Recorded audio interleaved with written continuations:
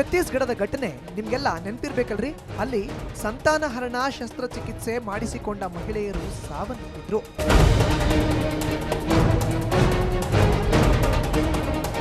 ಆ ಘಟನೆ ಈಗ್ಯಾಕ ಅನ್ಬ್ಯಾಡ್ರಿ. ಯಾಕೆಂದ್ರೆ ವೈದ್ಯೆ ಜಯಶ್ರೀ ಎಮ್ಮಿ ಆ ಘಟನೆಯಿಂದ ಬೆದರಿ ಆಪರೇಷನ್ ಮಾಡಲು ಹಿಂದೇಟು ಹಾಕಿದ್ರು ಅನ್ಸುತ್ತೆ.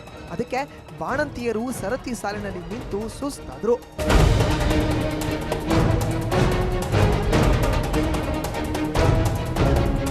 ಮುಂಜಾನೆ 6 ಗಂಟೆಗೆ ಬಂದೇವ್ರಿ.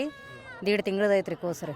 1.5 ತಿಂಗಳದೈತ್ರಿ. ಅವು ಬಾಂತೇರಿಗೆ ಏನೂ ಹೊಟ್ಟೆಗಂತೂ ಏನೂ ಕೊಟ್ಟೇ ಇಲ್ರಿ. ಒಟ್ಟು ಅವ್ರಿಗೇನು ಒಂದನಿ ಕೂಟಕ್ಕೆ ನೀರು ಸಕೆ ಇಲ್ರಿ.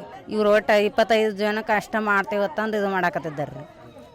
ಉಳ್ದವ್ರಿಗೆ ಮಾಡೋದಿಲ್ಲತ್ತೆ ಅಂದು ಹೊಳ್ಳಿ ಕಳ್ಸಾಕ್ ನಿಂತಿದ್ದಾರೆ ಸರ್. ಬೆಳಗ್ಗೆ 6 ಗಂಟೆಗೆ ಬಾಣಂತಿಯರೆಲ್ಲ ಖಾಲಿ ಹೊಟ್ಟೆಯಲ್ಲಿ ಆಪರೇಷನ್ಗೆ ಅಂತ ಬಂದಿದ್ರು. ಕೆಲವರು ಸುಸ್ತಾಗಿ ಮಲಗೆ ಬಿಟ್ರು. ಆಶಾ ಕಾರ್ಯಕರ್ತೆಯರು ದಿಕ್ಕು ತೋಚದಂತಾಗಿದ್ರು.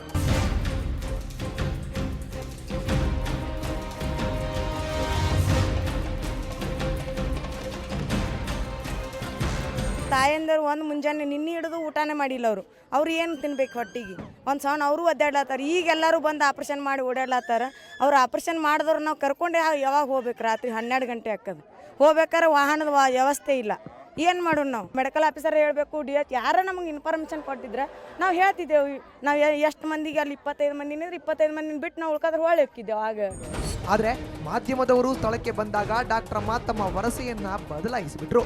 ಛತ್ತೀಸ್ಗಢ ಇನ್ಸಿಡೆಂಟ್ ಆದಮೇಲೆ ಏನೇ ತೊಂದರೆ ಆದರೂ ಯಾರೂ ಇದು ಮಾಡೋಂಗಿಲ್ಲ. ಸೊ ಗೈಡ್ಲೈನ್ಸಿಗೆ ಸ್ಟಿಕ್ ಆನ್ ಆಗಬೇಕು ಅಂತ ಹೇಳಿ ನಮಗೂ ಮೇಲಾಧಿಕಾರಿಗಳ ಒಂದು ಆದೇಶ ಐತಿ. ಸೊ ಅದಕ್ಕೆ ಒಂದು ಶಿಬಿರದಲ್ಲಿ ಒಬ್ಬ ವೈದ್ಯರು 30 ಕೇಸ್ ಮಾಡಬೇಕು. ಅದ್ರ ನೆಕ್ಸ್ಟ್ ಬಂದಿದ್ದು ಡೇಟ್ ಕೊಡ್ರಿ, ನಂಬರ್ ಆಫ್ ಕ್ಯಾಂಪ್ಸ್ ಒಂದೇ ದಿವಸ 100 ಮಾಡೋದು, 3 ದಿವಸ ನೀವು 3 ಕ್ಯಾಂಪ್ ಮಾಡ್ಕೋರಿ ಅಂತ ಒಂದು ಇದು ಮಾಡ್ಯಾರ. ಸೊ ಅದಕ್ಕೆ ನಾವು ಸ್ಟಿಕ್ ಆನ್ ಆಗ್ಬೇಕಂತಿದ್ದಕ್ಕೆ ಇವತ್ತು ಸ್ವಲ್ಪ ತೊಂದರೆ ಆಗಿದೆ. ಒಟ್ಟಿನಲ್ಲಿ ಛತ್ತೀಸ್ಗಢನಲ್ಲಿ ನಡೆದ ಘಟನೆಯಿಂದ ಬಾಣಂತಿಯರು ಕಂಗೆಟ್ಟು ಹೋದ್ರು. ಕೊನೆಗೂ ಹೇಗೋ ಆಪರೇಷನ್ ಮಾಡಿ ಕಳುಹಿಸಿದ್ದಾರೆ. ಆದ್ರೆ ಇಂತಹ ಆಪರೇಷನ್ ನಡೆಸೋಕ್ಕೂ ಮುನ್ನ ಒಳ್ಳೆ ವ್ಯವಸ್ಥೆ ಮಾಡ್ಕೊಳ್ಬೇಕು. ವಿಜಯಪುರದಿಂದ ಕ್ಯಾಮರಾ ಪರ್ಸನ್ ಸಂಗಮೇಶ್ ಜೊತೆ ಪ್ರಸನ್ನ ದೇಶಪಾಂಡೆ, ಸುವರ್ಣ ನ್ಯೂಸ್.